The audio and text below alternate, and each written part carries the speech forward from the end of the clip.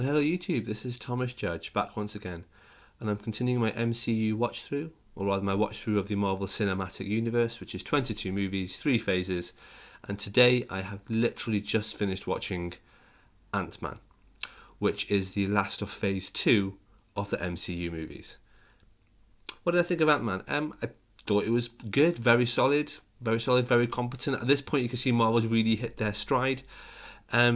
So I'm just going to give you just some overview thoughts and just a couple of points that I just want to highlight about this movie. So to start with, this is a good solid movie. It's got good comedy timing. Paul Rudd is a great choice as the main lead.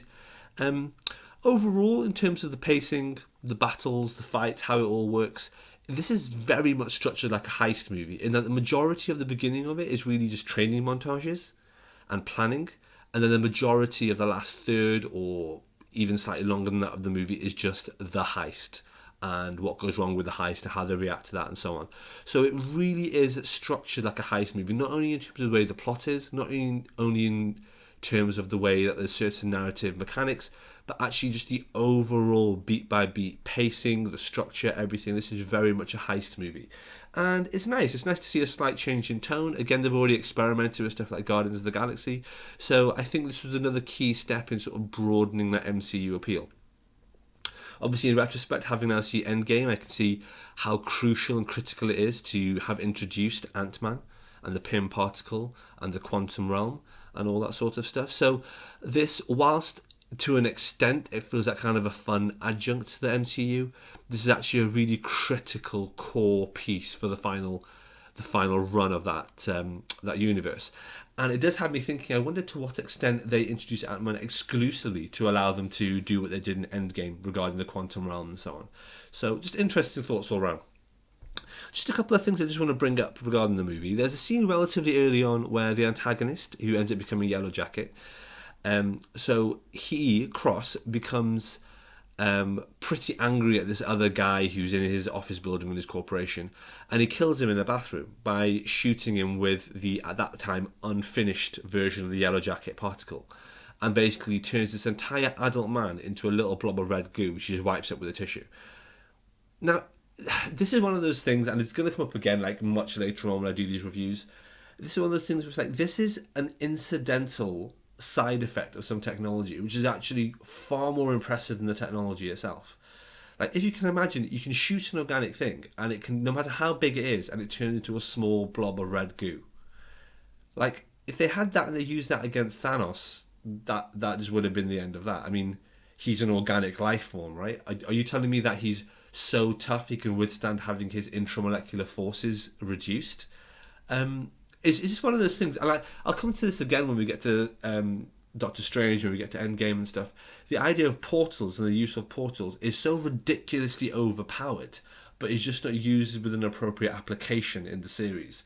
And similarly here, this idea of the Pym formula not working is like, that's an incredibly potent device, both for stealth kills and just for kills in general. I mean, if they'd use that back in Wakanda, as we'll see in the Infinity War movie, that could have wiped out the entirety of Thanos' army.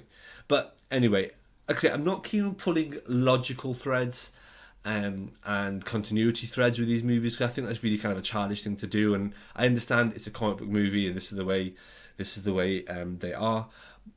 But I will say there's a couple of occasions where there's some internal continuity where like this doesn't make any sense, and oddly enough, no one else has really picked up on it.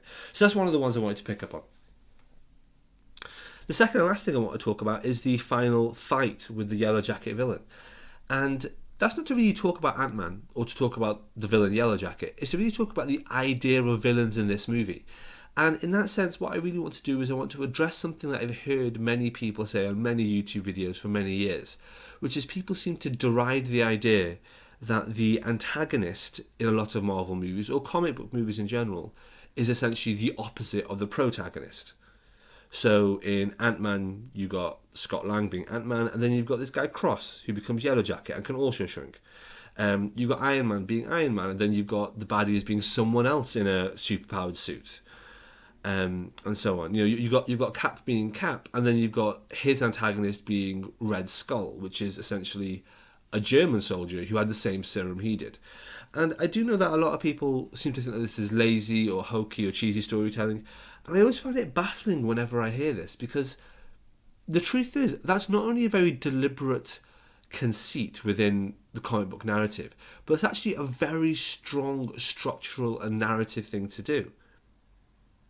I'll try to explain. The whole point of an antagonist, or rather a really notable signature villain for a hero, is to have someone that embodies all the same things as the hero but has just made different life choices. This is why in Iron Man I find that villains like Fin Fang Foom or the Mandarin don't really work, because they're just magical villains that anyone could fight. They're not really tailored specifically to Iron Man. Whereas if you look at something like Thor, you've got Thor and his antagonist is Loki, his brother, who was raised in the same environment but simply made different choices with the powers and the gifts that he had. If you go outside the movies, you look at stuff like X-Men, you've got Xavier on one hand and Magneto on the other. You've got two very powerful mutants who actually used to be very good friends and just have conflicting ideology despite having relatively similar experiences of oppression and living as mutants and so on. In fact, Stan Lee once said in an interview that if he could go back and change anything, he would have actually made Xavier and Magneto brothers. A classic example of this as well is Spider-Man. So if you look at Spider-Man, you look at Spider-Man's pantheon of villains. You've got Spider-Man being someone, obviously Peter Parker, spider-themed, great power, great responsibility. But with his villains, you've got a whole host of animal-themed villains. You've got Rhino, you've got Vulture, you've got Lizard, you've got Scorpion. You've got loads of animal-themed villains, because Spider-Man is an animal-themed hero, and it's interesting to see what a villain, given the proportionate powers of an animal like Dr. Octopus, would do with that. And then one of the most popular Spider-Man villains is actually Venom, which is essentially Spider-Man with Spider-Man powers, but then again just with a different ideology and a different value and belief structure. And that's what's really interesting. If you step away from Marvel, you've got Superman. You've got Superman with his pantheon of villains, of which one of the key ones I would say is probably people like Zod or people like Doomsday. Aliens with incredible powers on Earth who misuse those powers. And the genius behind having a pantheon of villains that echo and mirror the protagonist is you can see how the antagonist has made decisions which the protagonist wouldn't. It highlights why the protagonist is the hero. Superman chooses to help people. That's what makes him the hero, even though he has the exact same powers as the people he's fighting. I don't want to labour the point, but the final example I want to give you is Batman, with Batman's pantheon of villains. The thing about Batman's villains is they're all monsters. They're all horrific, gargoyle-esque villains. You've got Killer Croc, you've got the Joker, you've got Two-Face, you've got the Ventriloquist, you've got Bane, you've got Poison Ivy, you've got Dr. Freeze, you've got all these villains that essentially belong in a nightmare, and that's the whole point of Batman's pantheon. All these villains are horrific. They inspire fear, they inspire terror, they're monsters, they're psychopaths. They're not like the Lex Luthors of the world. They really are grotesqueries. And the thing behind that is that that's what Bruce Wayne is. He's a guy who dresses up as a bat and lives in a cave and beats up random people out of the shadows.